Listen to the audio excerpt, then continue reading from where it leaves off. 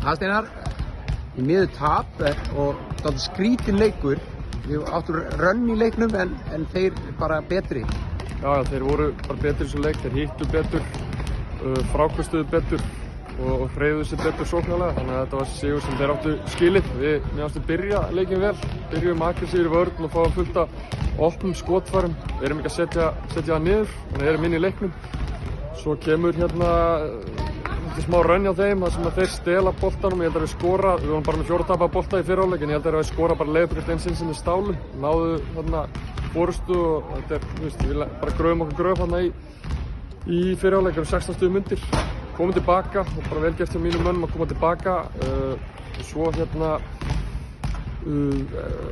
skipti ég Daniel út af, sem var með 3 villur. Við hefði ekki átt að gera það. Þá erum við á ágætis rölli, erum 5 stigum undir. Og hérna, um leið að hann fór út af, þá reiðlaðist okkar leikur.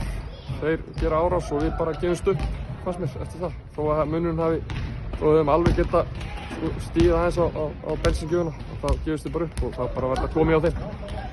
Ég tók einmitt eftir því í þriðja leikluta, þá voru þeir búin að skora 6 stig þegar leiklutin er hálfnaður og þá kemur, það er kannski þetta sem við tala um, að Daniel fyrir út á og þá kemur þetta rönn þar sem þeir skora í bakið okkur, aftur.